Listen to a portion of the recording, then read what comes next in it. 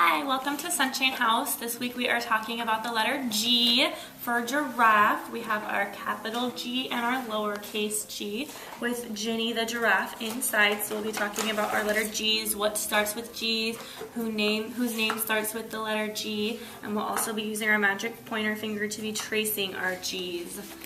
One other thing we'll be doing with the kids is we'll be introducing our puppet. Her name is Ginny the giraffe. We'll be looking at her. We'll be seeing all the colors that she has, what color her spots are, what color her mouth is, her eyes, and where we can see her, what she likes to eat, what she does. We'll be playing like giraffes, so they'll pretend to have long necks like giraffes and walking around and all kinds of fun things. And we'll also be talking about our jingle, which goes like this.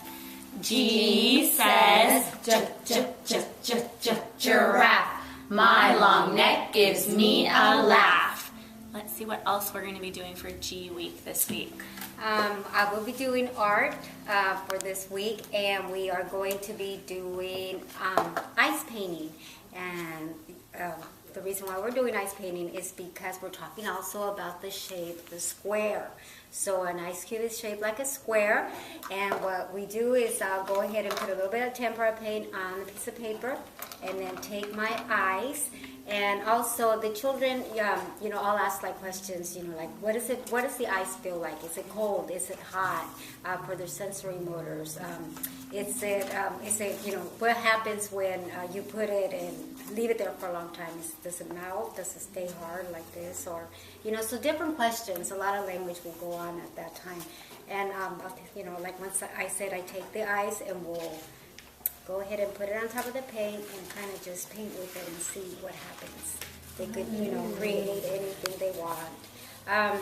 You could do any colors, like maybe like right now since it's fall, use the fall colors and things like that. It'll be fun for them because we'll be talking about opposites too. Exactly. So like wet and dry, and seeing how paint starts out dry and then goes to wet. Right. So anyways, it will be something fun for them. They'll have fun with that. Good. And a couple center activity ideas. We have a wild animal lotto matching game.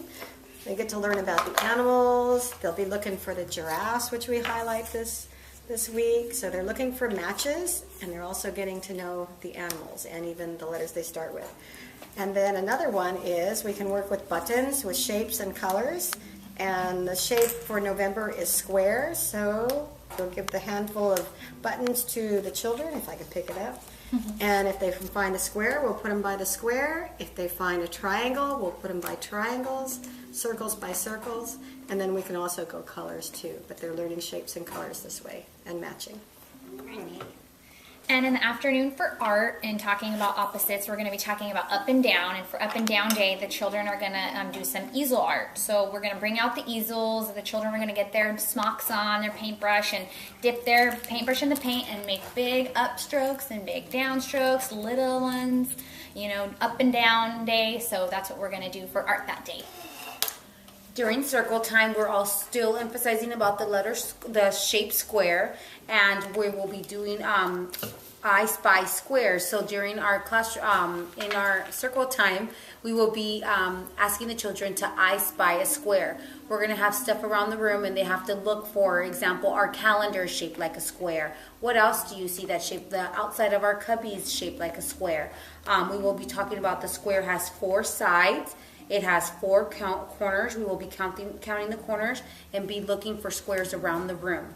We also have a song that we're going to be doing. It's really fun. It's called Washcloth Squares, and we'll be using a tissue to be washing ourselves with the washcloth square, looking at the tissue that it's a square. We will also be reading the book called Squares, and it talks about how the different things that are around your room are squares, like the calendar.